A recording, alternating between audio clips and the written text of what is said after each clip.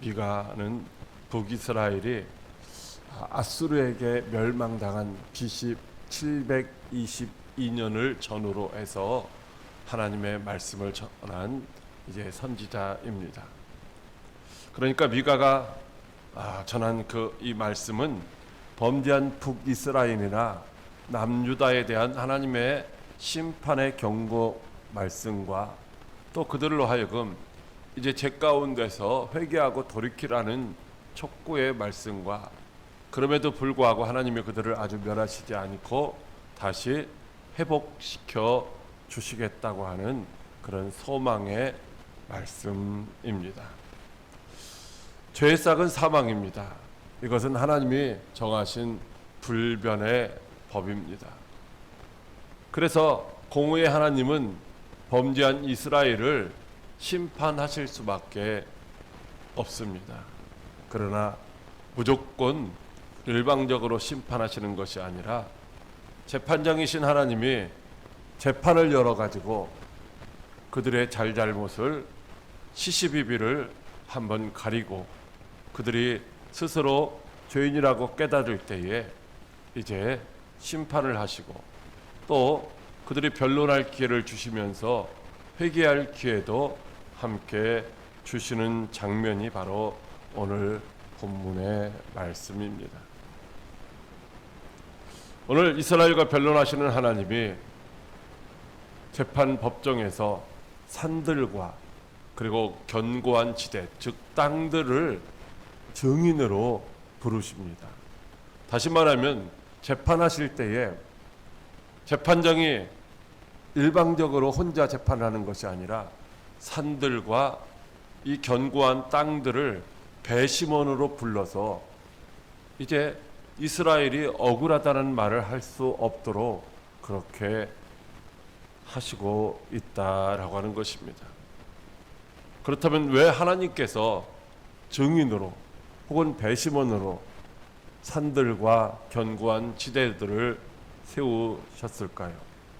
그것은 산들과 견고한 땅의 기초는 어제나 오늘이나 영원토록 흔들리지 않고 그 자리를 지키고 있기 때문입니다.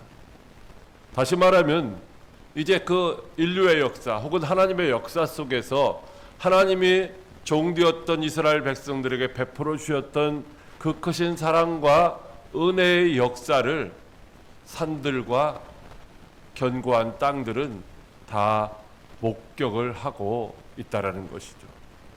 뿐만 아니라 하나님의 백성으로 부름받은 이스라엘 백성들이 하나님 앞에서 하나님의 은혜에 합당한 삶을 살지 못하고 하나님의 은혜를 배반한 불순종의 삶을 그 산들과 땅들은 똑똑히 목격하고 기억하고 있기 때문인 것입니다. 그래서 하나님은 일방적으로 우리가 언제 그렇게 했어요? 우리가 무슨 잘못했어요?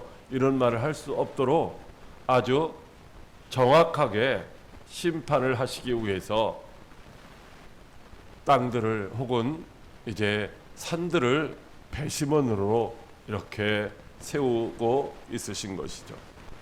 그러면서 하나님이 말씀하시기를 내가 언제 너희를 어떻게 기록했는지 너희들 한번 말해봐라 이렇게 말씀을 하시는 것입니다.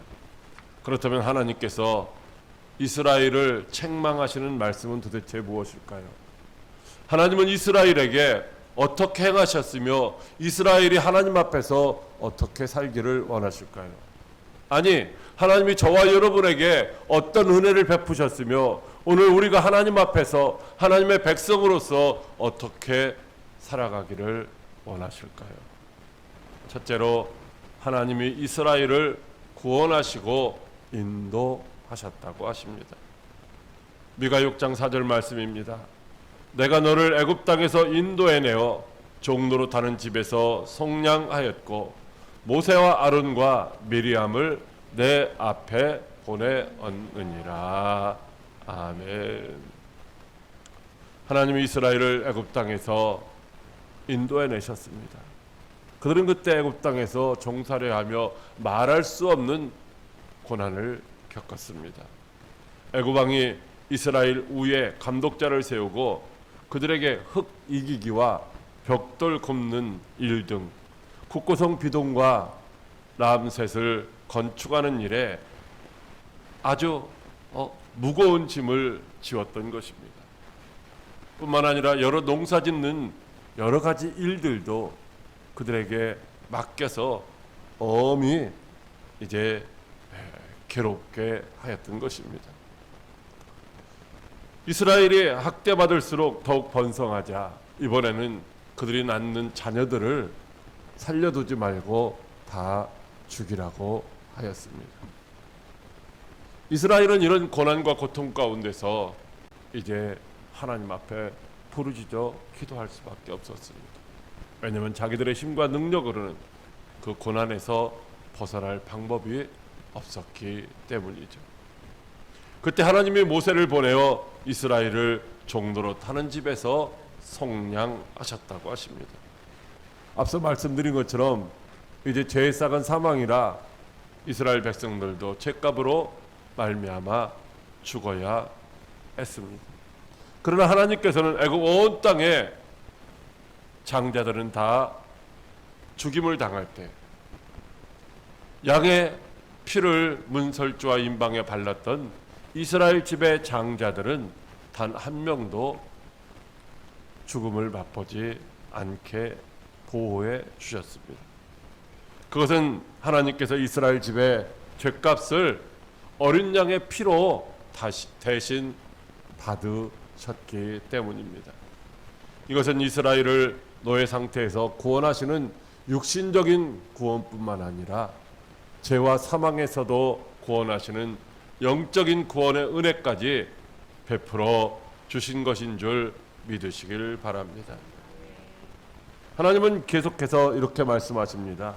모압 왕 발락이 발람을 깨워서 이스라엘을 저주하게 한 일 기억해봐라. 그때 발락이 발람을 깨워서 이스라엘을 저주하게 했지만 내가 그 저주를 못하게 오히려 막고 이제 이스라엘을 축복하게 했었던 것을 기억하라는 것입니다. 뿐만 아니라 시뜸에서부터 길갈까지의 일을 기억하라고 말씀하십니다. 시뜸은 어떤 곳이냐면 광야 생활 40년을 끝마침에 이제 가나안 땅에 들어가기 위해서 두 사람의 정탐꾼을 보냈던 곳이 바로 시딤입니다. 그리고 길갈은 하나님의 은혜로 요단강을 건너가서 약속의 땅인 가나안을 정복하기 위하여 이제 처음 진을 친 곳입니다. 다시 말하면은 광야 생활 40년 고난 중에서도 하나님이 보호하시고 인도해내신 그 은혜와 가나안 땅을 주시겠다고 약속하신 대로 이루어 주신 하나님의 신실하심을 기억하라는 말씀인 줄 믿으시길 바랍니다. 즉 언약 성취에 대한 하나님의 신실하심과 인도하시는 하나님의 은혜를 기억하라는 것입니다. 그리하면 하나님이 하신 약속은 어떤 고난 속에서도 어떤 어려움 속에서도 반드시 성취하시는 공의로우신 하나님이심을 알게 될 것이고, 그렇게 되면 설령 지금 현재의 고난 가운데 있다 할지라도 그 고난도 넉넉히 믿음으로 인내하며 극복할 수 있게 될 것이라는 말씀입니다. 신명기 15장 15절에 너는 애굽 땅에서 종되었던 것과 내 하나님 여호와께서 나를 속량하였음을 기억하라고 말씀하시고 있습니다. 여러분, 하나님이 이제 베풀어 주셨던 그 사랑과 크신 은혜를, 사랑을 받고 은혜를 받았던 이스라엘 백성들이 잊어버리고 자기 마음대로 살아가는 것이 아니라 그 은혜를 기억하고 은혜에 합당한 삶을 살아가기를 원하시고 있다라고 하는 것이죠. 그러므로 이스라엘은 어떻게 살아야 됩니까? 종살이 하던 자신들을 그 고통 가운데서 구원해 주신 하나님의 그 크신 사랑과 은혜를 기억하고 무슨 말씀을 하시든지 항상 감사함으로 순종하는 삶을 살아야 하는 것입니다. 사랑하는 광해교회 성도 여러분, 에베소서 2장에 그때의 우리는 그 가운데서 행하여 이 세상 풍조를 따르고 공중 권세 잡은 자를 따라 육체와 마음이 원하는 것을 하던 본질상 진노의 자녀였다라고 말씀하시고 있습니다. 그런데 긍휼이 풍성하신 하나님이 우리를 사랑하신 그 큰 사랑을 인하여서 허물로 죽은 우리를 그리스도와 함께 살리셨고, 우리는 바로 주님의 십자가 은혜로 구원을 받은 것이라고 말씀을 하시고 있습니다. 그러므로 우리도 역시 죄와 사망 가운데서 우리를 구원하신 그 하나님의 사랑과 은혜를 항상 기억하며 살아야 합니다. 뿐만 아니라 여기까지도 인도하신 하나님의 그 은혜를 기억하고 하나님이 앞으로도, 즉 천국까지도 인도하실 것이라는 사실을 믿는 믿음 안에서 무슨 말씀이든지 순종해야 할 줄 믿으시길 바랍니다. 여러분은 지금까지 하나님의 인도하심과 베풀어 주신 은혜를 기억하고 있으십니까? 앞으로도 승리의 길로 인도하시고 지속적인 은혜를 베풀어 주실 것도 믿으십니까? 그렇다면 평안을 누리거나 아니면 어떤 어려움 가운데 있다 할지라도 낙심하거나 절망하는 것이 아니라 하나님의 인도하심과 은혜 베푸실 것을 믿고 언제나 말씀에 아멘하며 순종하는 저와 여러분들이 다 될 수 있기를 주님의 이름으로 축복합니다. 둘째로, 하나님의 마음을 모르는 어리석은 자가 되지 말라고 하십니다. 미가서 6장 6절 말씀입니다. 내가 무엇을 가지고 여호와 앞에 나아가며 높으신 하나님께 경배할까? 내가 번제물로 1년 된 송아지를 가지고 그 앞에 나아갈까? 아멘. 하나님의 은혜로 구원받고 약속의 땅에 들어간 이스라엘 백성들은 거저주셨던, 값없이 베풀어 주셨던 하나님의 은혜를 다 잃어버렸습니다. 하나님의 은혜를 잊어버린 그들은 하나님의 뜻과 마음을 전혀 모르고 자기들의 생각에 옳은 대로, 자기들의 생각에 좋은 대로 그렇게 행동하는 죄를 범하였던 것입니다. 피조물인 인간이 창조주이신 하나님 앞에서 짓는 가장 큰 죄가 무엇이냐 하면은 바로 하나님을 믿지 않는 것입니다. 그런데 하나님의 은혜로 구원받고 인도함을 받아서 적과 꿀이 흐르는 그 가나안 땅에 들어간 이스라엘은 하나님을 믿지 않고 자기의 뜻과 자기의 생각대로 살았던 것입니다. 그러면서도 그들은 번제와 안식일의 제사와 절기의 제사는 잊지 않고 꼬박꼬박 드렸습니다. 왜 그랬을까요? 하나님을 사랑했기 때문에, 하나님의 명령을 따라 살기를 원했기 때문에 그렇게 한 것이 아니라, 하나님께 제물의 피로 제사만 드리면은 자신들이 무슨 죄를 지었던지 간에 하나님은 다 용서하실 것이라고 하는 그런 착각에 빠져 있었기 때문입니다. 이스라엘은 하나님의 말씀을 믿고 순종하는 생활을 하지 않았습니다.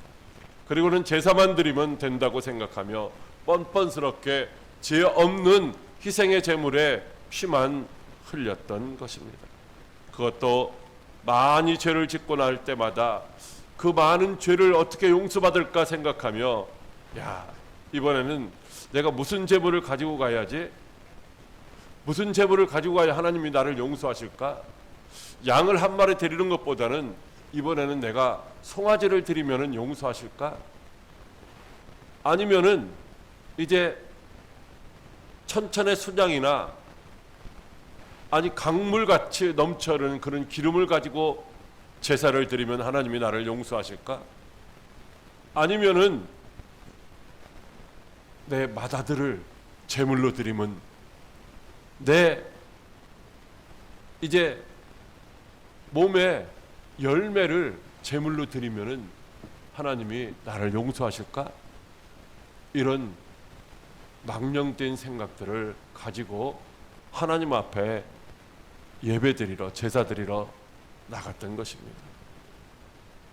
이것은 정녕 하나님의 마음을 조금도 헤아리지 못하는 참으로 어리석은 모습입니다. 자신들의 어떤 행위로 영적 공허함을 스스로 채울 수 있다고 생각하는 무지한 행동입니다.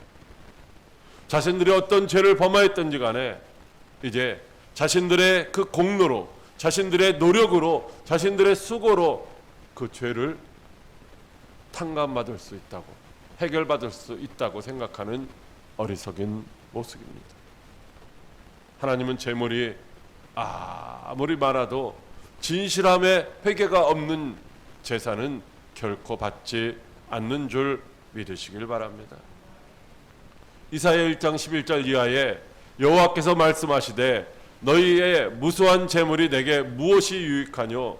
나는 순양의 번제와 살찐 짐승의 기름에 배불렀고 나는 숫송아지나 어린 양이나 순염소의 피를 기뻐하지 아니하노라. 너희가 내 앞에 보이러 오니 이것을 누가 너희에게 요구하였느냐? 내 마당만 밟을 뿐이니라. 헛된 제물로 다시 가져오지 말라고 말씀을 하시고 있습니다. 하나님이 제물이 없어서, 가진 것이 없어서 무엇을 요구하시는 것이 아니라는 것입니다.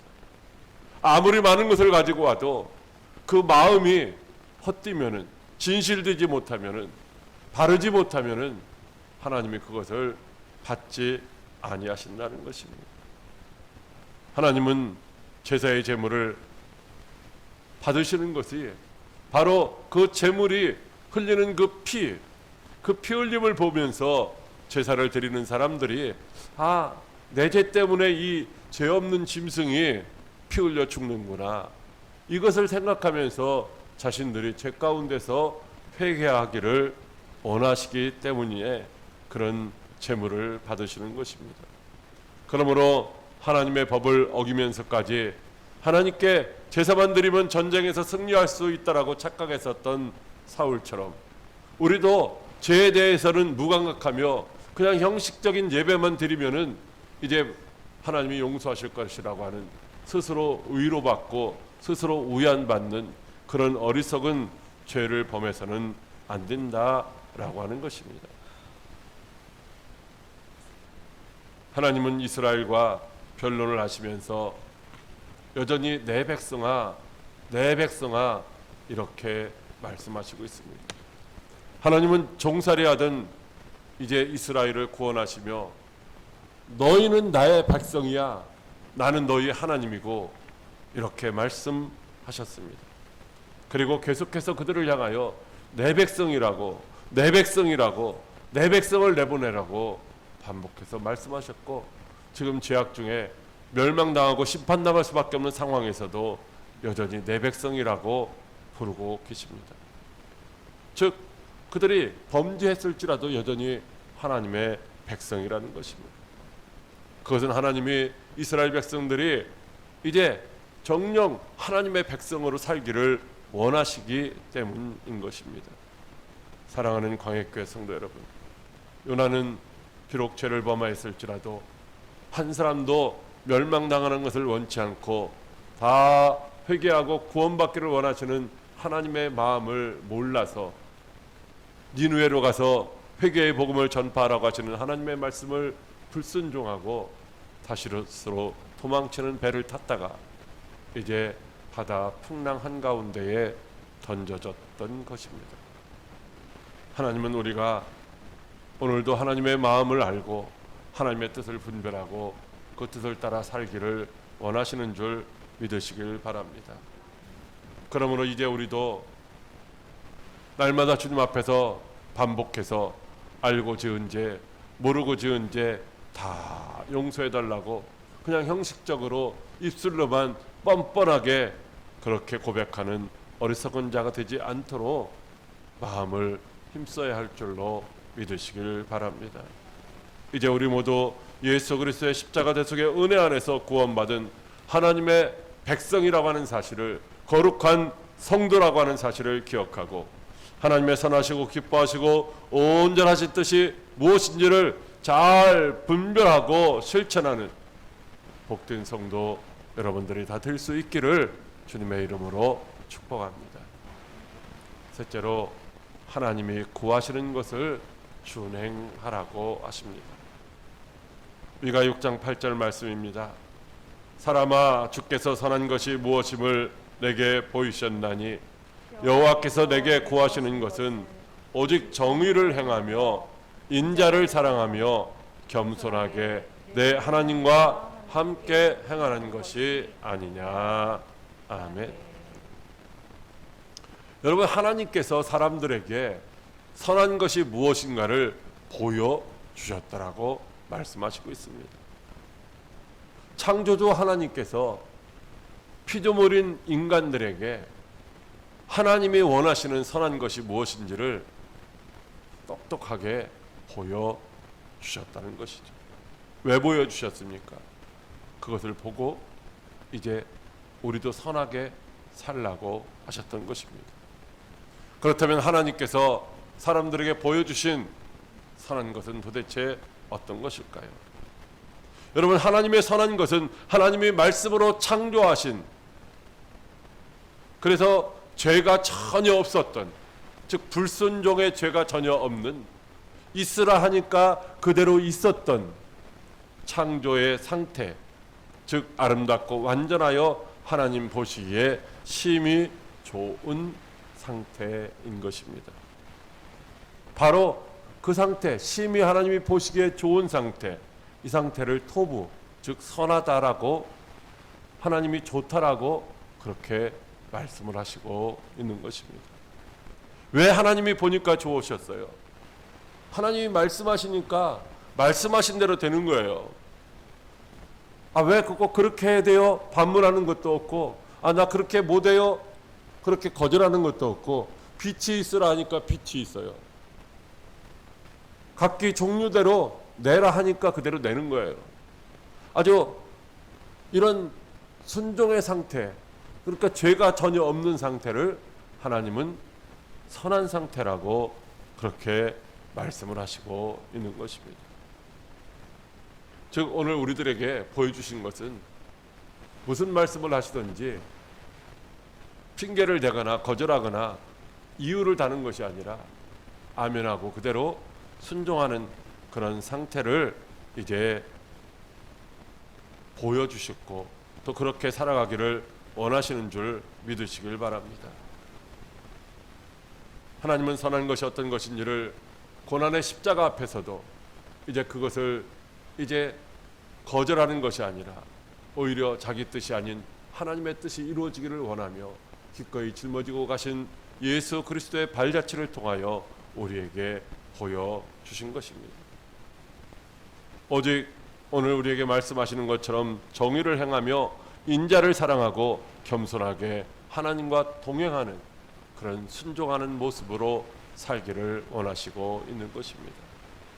정의를 행하는 것은 바로 하나님의 성품인 의로움을 본받아서 그 의로움을 우리의 이웃들에게 드러내는 삶을 살라는 것입니다. 인자를 사랑하는 것은 하나님의 속성인 친절하고 자비롭고 사랑이 풍성한 그런 마음을 본받기를 날마다 사모하고 갈망하며 실천하라는 말씀입니다. 겸손하게 하나님과 동행하라는 것은 우리가 주인인 것처럼 하나님 나 따라오세요 그게 아니라 하나님이 우리의 주인이심을 깨닫고 하나님이 가시는 곳이라면 어디든지 주님이 오라는 곳이면 어디든지 따라가는 그런 성도가 되라는 말씀인 줄 믿으시길 바랍니다. 그런데 이스라엘 백성들은 하나님의 성품인 정의를 실천하지 못했습니다. 미가 3장 2절로 3절 말씀해 보면 너희가 선을 미워하고 악을 기뻐하여 내 백성의 가죽을 벗기고 그 뼈에서 살을 뜯어 그들의 살을 먹으며 그 가죽을 벗기며 그 뼈를 꺾어 다지기를 냄비와 솥 가운데에 담을 고기처럼 하는도다 라고 말씀하시고 있습니다. 그렇다면 하나님이 원하시는 것은 도대체 무엇일까요? 에레미야 22장 3절에 여호와께서 이와 같이 말씀하시되 너희가 정의와 공의를 행하여 탈취당한 자를 압박하는 자의 손에서 건지고 이방인과 고아와 과부를 압제하거나 학대하지 말며 이곳에서 무지한 피를 흘리지 말라고 말씀하시고 있습니다. 내가 어려움을 당하고 고난을 당한다고 해서 힘들고 어려워하는 사람들을 외면하지 말고 고통당하는 사람들을 못 본 척하지 말라는 것입니다. 이사야 1장 16절로 17절에도 너희는 스스로 씻으며 스스로 깨끗이 하여 내 목전에서 너희 악한 행실을 버리며 행악을 그치고 선행을 배우며 정의를 구하며 학대받는 자를 도와주며 고아를 위하여 신원하며 과부를 위하여 변론하라고 하십니다. 사랑하는 광해교회 성도 여러분, 하나님이 구하시는 제사는 천천의 수양도 강수와 같은 기름도 아닙니다. 하나님이 구하시는 예배는 형식적으로 성전 뜰만 밟고 가는 그런 예배도 아닙니다. 하나님이 받으시는 예배는 물질을 많이 가지고 와야 되는 것이고 아름답게 꾸미고 와야 되는 것이 아니라 진실한 마음, 상한 심령으로 주님 앞에 통회하며 나오는 것인 줄 믿으시길 바랍니다. 그래서 시편 51편 16절로 17절에 주께서 제사를 기뻐하지 아니하시나니 그렇지 아니하면 내가 드렸을 것이라 주는 번제를 기뻐하지 아니하시나이다. 하나님께서 구하시는 제사는 상한 심령이라. 하나님이여 상하고 통회하는 마음을 주께서 멸시하지 아니하시리라고 말씀하시고 있습니다. 여호와께서 번제와 다른 제사를 그의 목소리를 청종하는 것을 좋아하신 것 같이 좋아하시겠나는 것입니다. 하나님이 좋아하시는 것은 바로 순종이 제사보다 낫고 듣는 것이 수양의 기름보다 낫다라고 말씀하시고 있습니다. 하나님이 우리를 죄와 사망에서 구원하신 그 큰 사랑과 은혜를 기억하시기 바랍니다. 우리를 죄와 사망에서 구원하시고 천국으로 인도하시는 하나님이 원하시는 것은 바로 하나님이 주신 계명을 따라 정의를 행하며 인자를 사랑하며 겸손히 하나님과 동행하는 삶입니다. 그러므로 우리들도 마음을 다하고 뜻을 다하고 힘을 다하고 목숨까지도 다하여 하나님을 사랑함으로 자신을 거룩한 산제사로 드리는, 즉 순종의 제사로 드리는 하나님을 기쁘시게 하는 복된 성도들이 다 될 수 있기를 주님의 이름으로 축복합니다. 기도하겠습니다.